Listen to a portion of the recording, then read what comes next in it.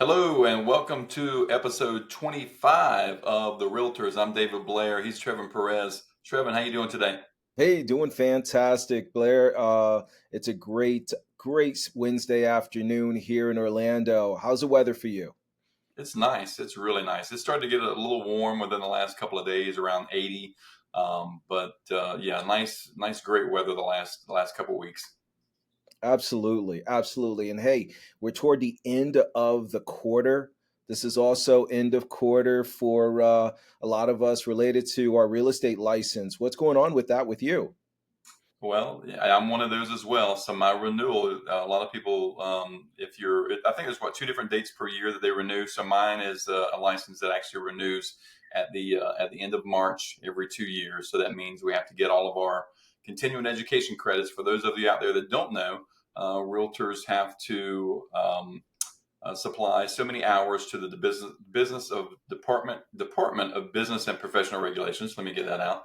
And it's what's the breakdown on that? It's three core law, three Correct. business ethics, and then eight specialty hours. So a lot of us accumulate that over the course of the year. You can do classes, you can go to a lot of different workshops, seminars, and they'll give you continuing education credits. But if you don't have enough at the end of the year, you have to make sure that you get those in compliance because then you have to pay to renew your license as well. Just one of those things. Just add to the list of what it takes to stay a real estate agent in our market. Are you up to date? You got any hours left to do? I am. I just finished it all a few weeks ago. So it's funny that we're talking about that now. You're dealing with it, I'm dealing with it. And yeah, I mean, there's a lot of options out there. Also online schools. Let's talk about that. Where did you go to finish your courses? So I went to CE class, I think is what it's actually called. It's called the CE Shop. Yep. I've used them for probably a number of years. I like the format. It's pretty easy.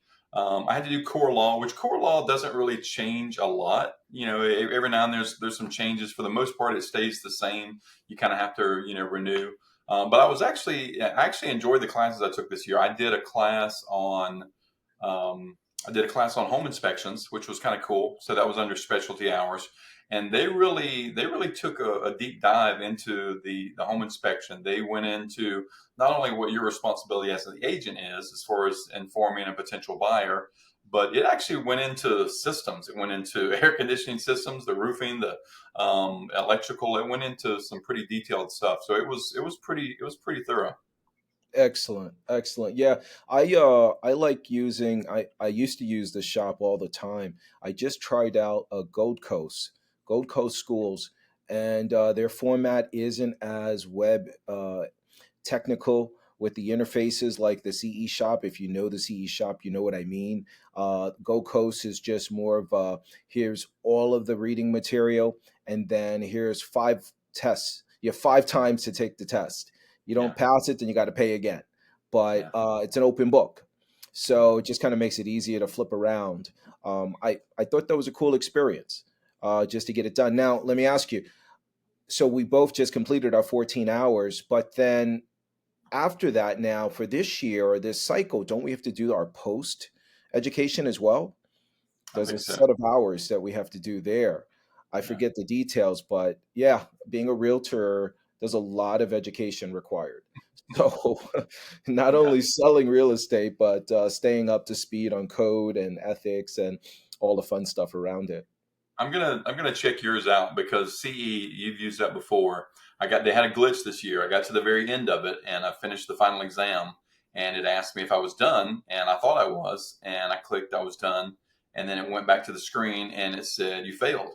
And it was showing that I only got like half of them right. And I'm like, there's no way. So I start scanning back through, and half of the questions were unanswered. So what happened is somehow a glitch in it allowed me to submit the exam when I wasn't even completed with it yet.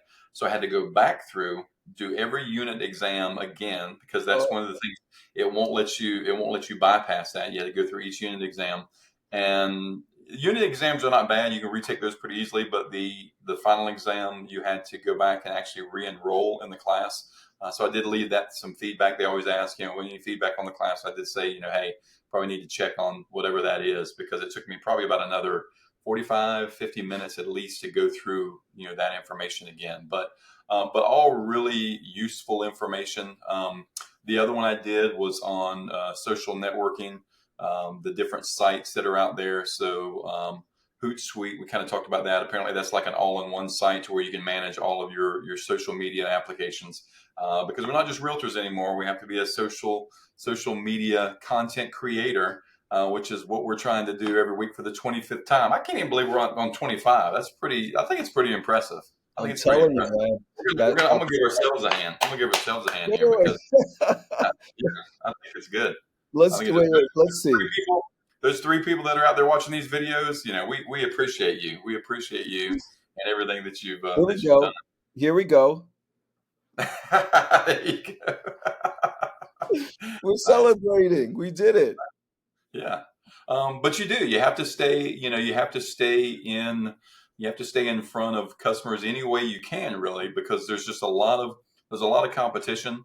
Now, despite, if you remember, I mean, a few episodes ago, we talked back in January, and one of the conversations we had was the how many realtors were actually going to renew their license, because you're at that time of year where it's a lot of real estate agents, they look at the last year they had, kind of a tough year in real estate last year, and they make that decision: do I want to move forward with this as my career? We have chosen this path because we love difficult paths apparently in life, and we've chosen this. So, but no, I think we both enjoy Yeah. what we do for customers, what we do for ourselves and our family, with the path that we've chosen. So, yeah, you just have to do what you have to do in regards to those credit hours and just continuing education, staying in front of YouTube and all the other medias that are out there. So speaking of media things that are out there, some big news, I think, within the last couple of weeks. It came out that Redfin, which is a real estate company, pretty comparable to the company we used to work for, OfferPad, that they announced I don't know that it's a merger. I think it's an actual buyout. I think Rocket Mortgage is actually buying out Redfin Yeah. through stock options, and that's supposed to happen within the next short little while here. I think by the second quarter of this year, they're supposed to wrap that deal up. And from what I've heard, I've kind of done a deep dive in that. It looks like it's going to be a good thing for Redfin. I think. We talked about OfferPad. So Redfin is no longer in the game of purchasing homes. They are somewhat of a discount brokerage, but they do full service. And I think from what I've read with Rocket now, Rocket's currently doing like one out of every six mortgages. Yeah. So they're a big player in the game. They want access to Redfin's website, which has it's only second to Zillow. I think they get like 500 million viewers every month. They Yeah. go onto that site. So Rocket is looking to capitalize on their place in the market and have access to those buyers that are going on that site. What are your thoughts on that? Man, I think it's a good thing because I look at Redfin as one of those middle tier aggregators. They're not sourcing data like, okay, so they're a brokerage, right? But then they're bigger than just your normal brokerage because they almost operate in a very similar fashion to what Zillow does, Mhm. and they're a source hub like Zillow, like Homes.com, and they depend highly on the MLS data. I think of Zillow, and we both, we talk about Zillow all the time. They are the 800-pound gorilla in our industry. They do mortgages as well as work with agents to sell properties, and they get the advertising dollars. So for Rocket Mortgage to jump in and take over Redfin and have a captive audience of employed realtors who are now going to send those buyers direct to Rocket Mortgage. I mean, I think that's a powerful move, and it's a helpful move for those buyers and sellers working with those agents at Redfin, to take advantage of some kind of savings or bundles that might be available, similar to what you said, with OfferPad. We're always coming up with strategic solutions to integrate all of the Yeah. different parties and deals. So sounds like there's plenty of good opportunity, and if they're really close in market share to eyeballs that they receive Mhm. against Zillow, I mean, gosh, We met with homes.com a couple of years ago at a convention, Yeah. and they were spending buku of dollars to really try to improve their reach in the market. And they're a far distant third if these two are neck and neck or close to each other. So I think it's a great thing for the economy, for Redfin, and for Rocket. But it seemed as though, I don't know if you read this, the CEO of Redfin, he's quite, enthusiastic. He has a big personality, very friendly guy. He's always on CNBC. One of the articles I read seemed like he wasn't as big a fan because, Yeah. his business model is failing by being taken over. Well, I think that yeah, part of that is that you're no longer in charge of your company. Yeah. So I also read that they took a piece of their I guess a piece of their platform involves rental properties, apartments.com and things like that. And they actually piece that out and I think they're getting 100 million a year. I think roughly is what I read from Zillow. So they're not partners with them, but Zillow has taken over that product and they basically said, okay, we're going to let you run that. We're no longer in that market. So when they had layoffs, I think I think it was last quarter of last year, that's what a lot of those layoffs were in regards to was that particular division. And we've seen that with OfferPad, with our time with OfferPad, in that these disruptors, as they're usually called, to traditional market, traditional brokerages, they come into play. I think it's only a matter of time before one of them starts to learn from their mistakes and maybe start to get this thing right, because there's a lot of things that these companies do very well, and I think that the tech side of it is probably it. I mean, I think they're much better than average traditional real estate companies at being able to go out and market and drive their product to that buyer and get their buyer to respond. You and I deal with it all the time. We look at different sources of business to try to advertise, to try to get leads from, whether it's on the selling side and on the buying side. And it's difficult if you're not a big company and you're not very savvy at doing that. It's difficult. You typically got to pay somebody else to do that. And I think um, I don't know that traditional mortgage or traditional brokerages are going to go the way of the dinosaur just yet. I think it's always going to be a contact sport, as they say. I think you're going to have to get eyeball to eyeball with your customer, and I think ultimately that's still always going to play a major part in this business. But as far as getting to that point, these other companies have seemed to figure out they seem to have got the pulse on buyers and have that ability to figure out how to actually start that meeting. I think we as agents know how to create that relationship from then, but it's just that first meeting point, because we're in a market right now where I don't know how much loyalty I guess there is in regards to real estate. Real estate used to be, when you came into this business, you would contact your friends, your family, people you did business with, that sort of thing, and you're always told to kind of use that as your stepping stool. And there's so many players in the game right now with the cash market and other options. I think everyone is just looking at what their best option is, and that's whether you're a friend, cousin, relative, or not. What are your thoughts on that? Yeah, I mean it's a tough market. The industry is tough too. I don't know that I have a very eloquent, specific thought on what you were just saying about that. I mean, I think that it is a challenge, and everyone is inundated with information from their Yeah. phone, from social media, from TV, from everything, right? And so yeah, it becomes very difficult for us to stand out as a thought leader, as that go-to resource for advice and suggestions. So, to that point, today what I did is within Compass we have these tools that allow me to embed videos, Mhm. and so sometimes I've started using almost like that tool we used in the past, BombBomb. Yeah. If you remember that, we had that at OfferPad. Hmm. And so I would do a little bit on my phone. I'd upload it to the app, send it as an embedded video in the software. Well, today I did some market updates. I was like, I got some clients who are on the fence. Let me do a market update, but it's more than just a text or an email or me calling you on the phone. Let me just, Yeah. and I have a little, cube of my head sitting there as we're talking through the matrix of the MLS. Hmm. And I'm just like, okay, and I can see that they opened it. So I'm like, all right, let's try this. We'll still have that touch, that intimate, connection with people indirectly, hoping, right? It's Hmm. another way to get past the noise and maybe make a better connection, you Hmm. know. So that's how I look at it. And I think what the greatest part about it is it's free, because it's all part of that bundle of whatever services you get today, Yeah. versus like you and I, going down the rabbit hole of trying this solution, that solution, because on the surface it looks amazing, but Yeah. then when it's time to get the leads, you're like, really? How does that work? Why doesn't it work? You want me to pay you for how Yeah. much longer? Yeah. Yeah.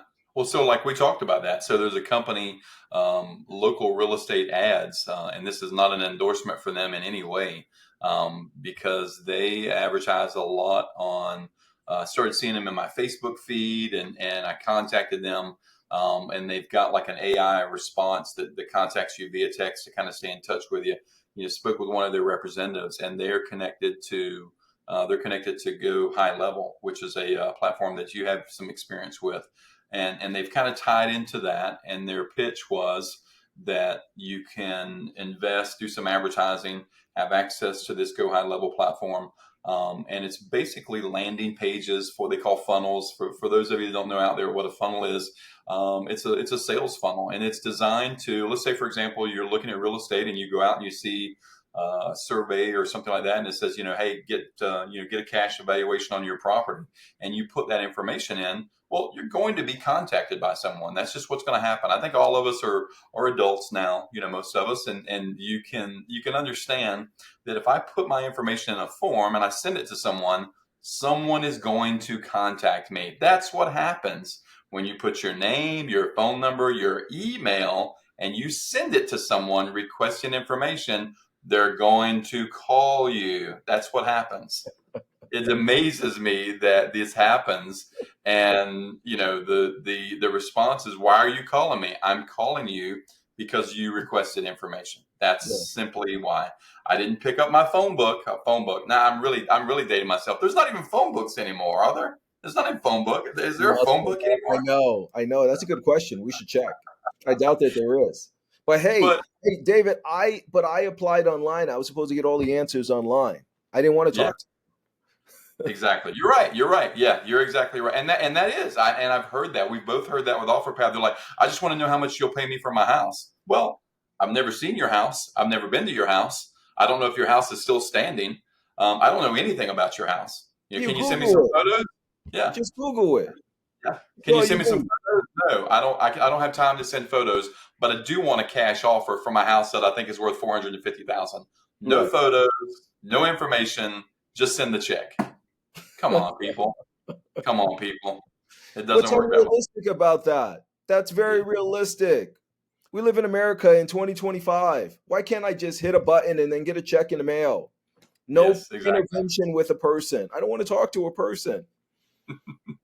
So back to this horrible company, local real estate, local real estate ads. I sign up on a I take a flyer on it, and I say, okay, I'll do a little 30 day test. They sent 40 leads roughly. Now these were individuals that filled out a form. Now it didn't tell me what type of form they filled out. It could be request information on buying. It could have been on selling. So very limited information with that, and almost no response in making those phone calls. A few customers that I did reach didn't recall filling the form out. So you never want to be engaged with a company that's not being honest and forthright. Trust me, we only want information from customers that are truly interested in either buying or selling. It doesn't benefit us, doesn't benefit the public to call someone that's not interested in that. I know everyone hates getting those sales calls unsolicited. So just keep in mind when you're out there filling out forms, if you're requesting information, you're going to get a call back. So our job is to try to find the real customers that are really interested in getting that information and getting our expertise in either guiding you through a decision to purchase a home or helping you sell your existing home. And my name is David Blair. Thank you for your time. You're supposed to say thank you for your endorsement. Yes, yeah. So, yeah. So that's that's as Forrest Gump would say. That's all I have to say about that. Hmm. So, real quick though, when we're talking about so that was kind of some big news. Redfin and Rocket, Compass doing some things as well. I think you had mentioned buying up some acquisitions, or what were they doing? It's can you are Well, you, is that top secret information? Did I? yes, it is. No, yeah, it was in the news over the last couple of weeks that Compass was in talks. I don't know if they're still in talks, but they're in talks, were in talks with Berkshire Hathaway. Oh, okay. Yeah, they're a company, as you know, what's his name? What's his name? Warren Buffett. Hmm. He's the owner of guys like 100 years old, but always beats the market. He's like worth billions of dollars and he's given it all away to charity and still has billions and Hmm. lives in his traditional $200,000-300,000 house that he's had for a million years, right? But they were part of the lawsuit, the second phase of that National Association Realtors lawsuit where a lot of brokers have already paid. Compass paid, Keller paid, a lot of these smaller firms all paid. And then the NAR paid the big settlement that was announced last August, $400 million, something crazy like that. Well, Berkshire, from what I've read and saw on CNBC and just doing some research, they don't settle lawsuits. They just go to court. And Hmm. so I don't know who at Compass, but who thought of this, but Compass and Robert Refkin, he has a strategy over the last since he started the business. His business model was built on technology first and then becoming a brokerage. So he has all these tools that he's combined and tied together, and then he acquires different brokers.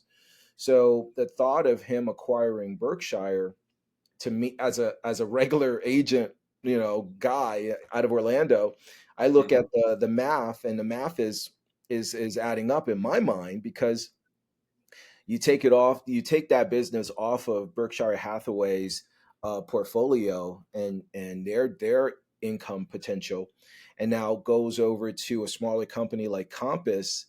Hmm. I don't know about the lawsuit side of things. They can't sue them anymore if they no longer have that real estate asset. So that just becomes an interesting conversation, because all the sharks, the lawyers are the sharks, and they're the ones going after Berkshire because they think, okay, this is going to be a real big payday, Yeah. probably double, triple the payday that they've gotten with all the other firms. So I don't know where it stands on that, but I tell you that would be a very interesting and unique opportunity for Compass to take them over. Pretty fascinating stuff, from that perspective. But yeah, Compass has like been the forward thinker here with just conversation around the NAR and the rules that affected the lawsuit, which the lawyers have fought about, which is let sellers have their damn way with how they want to sell their home.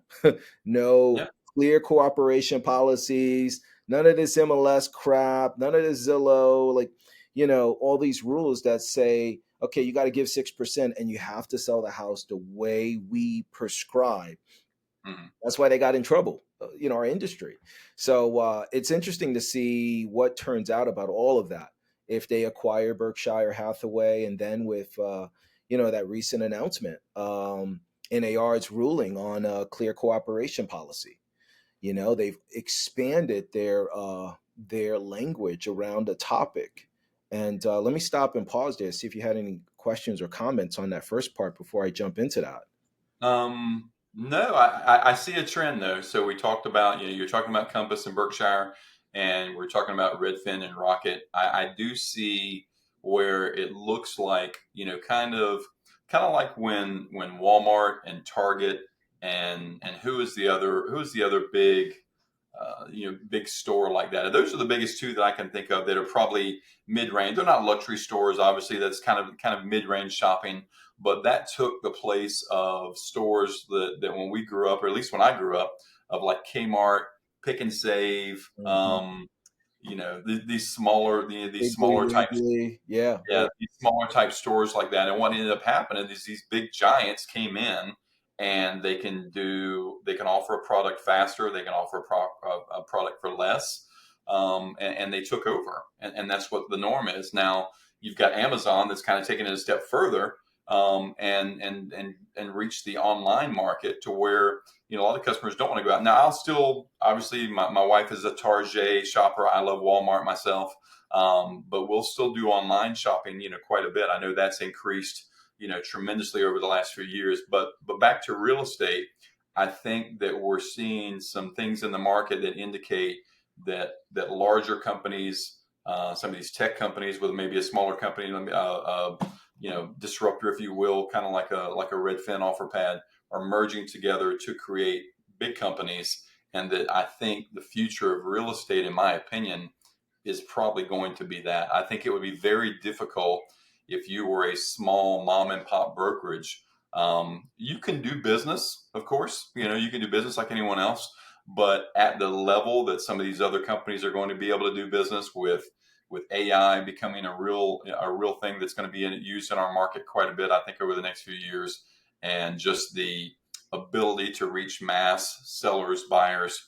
I just don't know that small companies can survive.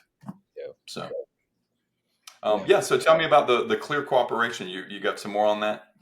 Yeah, so this just happened fresh off the press just yesterday. So this announcement came down yesterday that the NAR ruled in favor of keeping clear cooperation policy. Now, this is on the heels of the lawyer who won the big lawsuit against NAR for that Mm-hmm. 400 plus million dollars. That lawyer stated if any brokers agree to keep clear cooperation, they have a legal right to be able to go after those brokers. So it's interesting that they stood their ground, however, with a caveat. And Mm-hmm. so I'll just share here. I'm going to grab from what I'm reading here. It says NAR took a small step in the right direction as they describe expand choice for consumers, which makes clear that NAR acknowledges clear cooperation policy restricted choice for consumers. Specifically, NAR introduces the multiple listing options for sellers policy. I tell you, we got too many policies, which offers homeowners greater marketing flexibility and will operate alongside its clear cooperation policy. And so, Refkin, the CEO of Compass, says, he's like, he still thinks that as a trade organization, NAR shouldn't be able to tell homeowners how to market their home, but this is going to be how NAR bridges the gap. And so, in essence, what they're doing is something similar to what Compass has already been doing, which is this having a almost like a pocket listing strategy where Mm-hmm. we have a certain number of days legally before we have to go live on the MLS, where we can test the property for pricing, staging, just to help sellers get over the hump on what their expectation on pricing is. Because let's Mm-hmm. face it, most sellers in this market still want to price higher than where the market is closing. Yeah. So it's almost like a coming soon segment Mm-hmm. that NAR has agreed to allow. So every MLS is going to have their own specific rules around what that coming soon period is. Just like, for example, Orlando's never had one, but your Mm-hmm. market did. Yes. You've always had one with Mm-hmm. NIFAR, right? Mm-hmm. Yeah. So, and what is your policy? How many days do you get for that coming soon? 14 days. So you can, and it's really just we really just use it as a placeholder. So if I've got a customer that is interested in moving forward with a listing, we get a signed listing agreement. And let's say we've done photos and things like that, but they just need to, they need to tidy up some areas, the garage, maybe move some things to storage or what have you. And they need a couple weeks to do those. It does twofold. It gives that seller the opportunity to get the property ready, within the next 2 weeks to start actively showing it.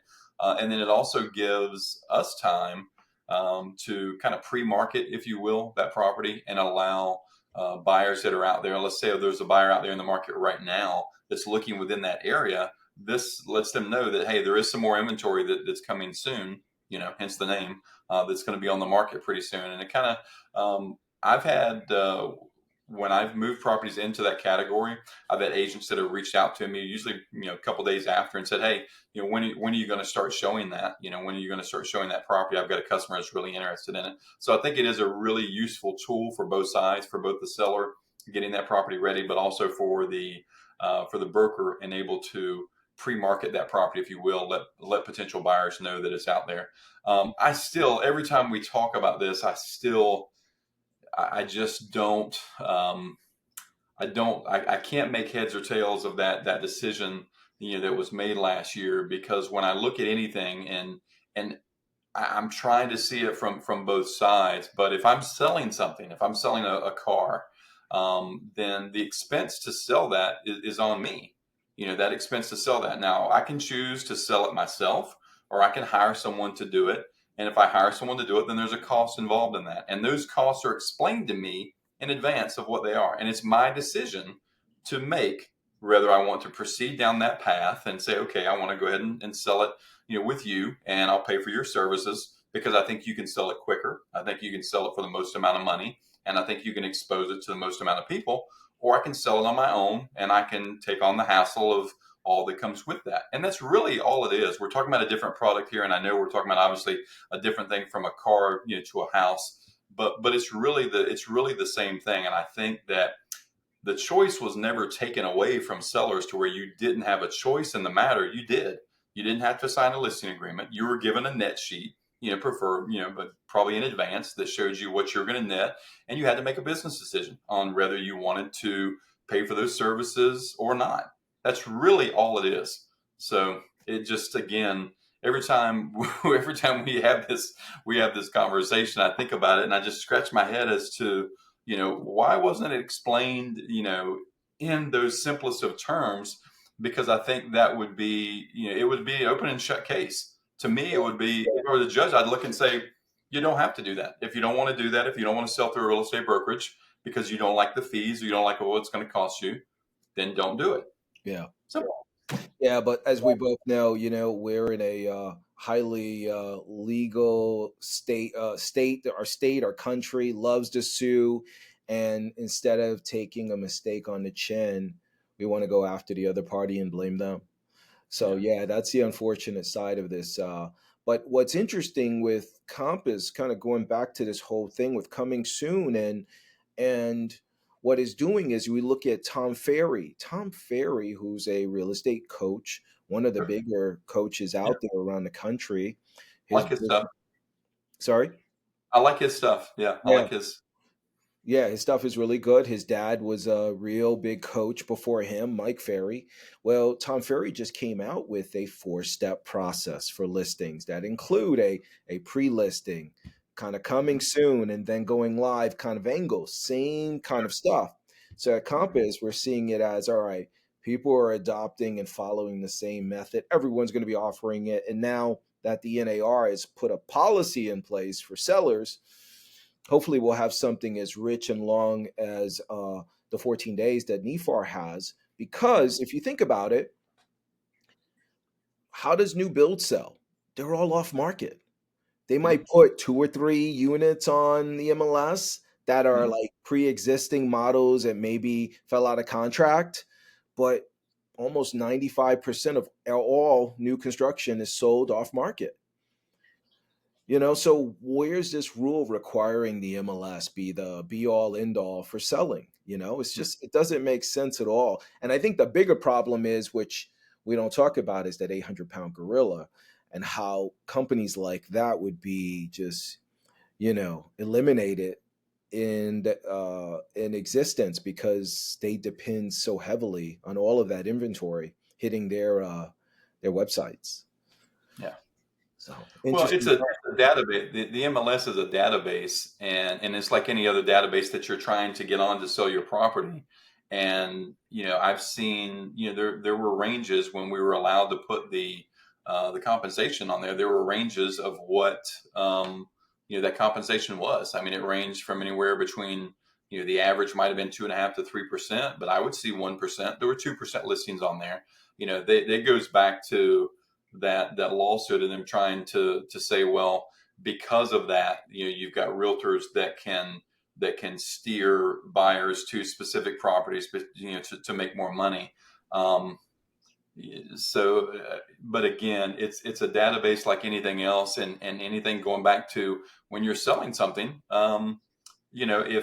I want to put, I keep going back to the car analogy, but if I want to put my car onto a site today, I might have to pay money to do that. I mean, I can put the little black and orange sign in my window and drive around town with my phone number on there and have people stop me at red lights and ask me how much my car is. Yeah. Or I can put it on a site with pictures and things like that, and people are going to contact me. And again, if I want to pay that, then that's up to me. I have to make that. I have to make that business decision.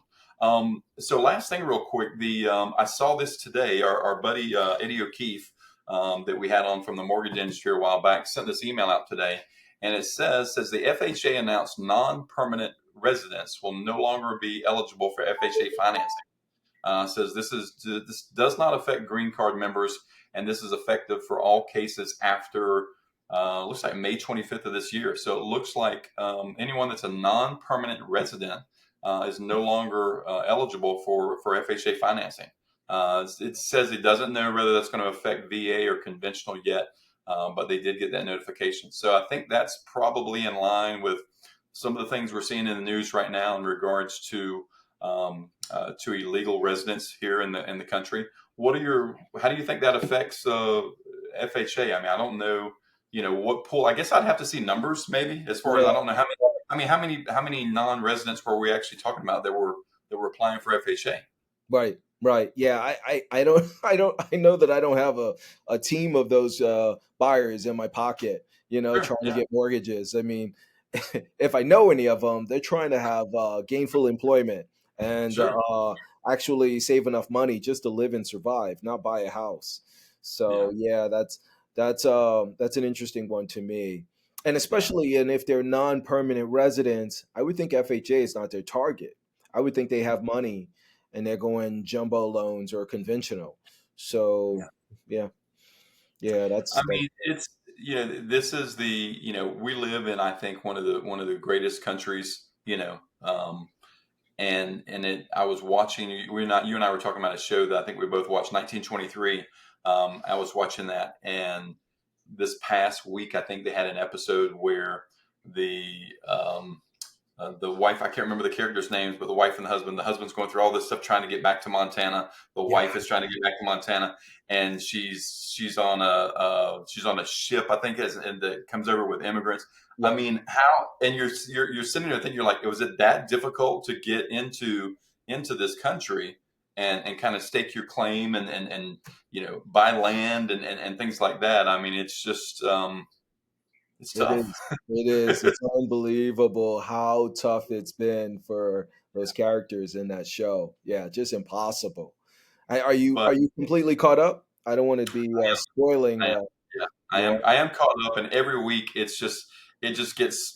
I tell my wife before we watch it, I'm like, what are they going to go through now? I mean, there's every week they're going through something to try to get here, to yeah, try to get to Montana, and I'm like, you know what? I don't even know if I want to watch the show anymore. After once they get to Montana, I just want to see them get there to Montana, reunite, and then I'm like, okay, I'm done. It's been a wrap. It's been, yeah, assault, robbery, animals attacking you. I mean, it's been all these things to try to get there, to uh-huh. save your land. Basically, it's too much. Yeah, It's- yeah, yeah. No, incredible show, incredible writing. I mean, yeah, yeah, it's a great program. So if you're not watching it, please go take a look. It's a fantastic show.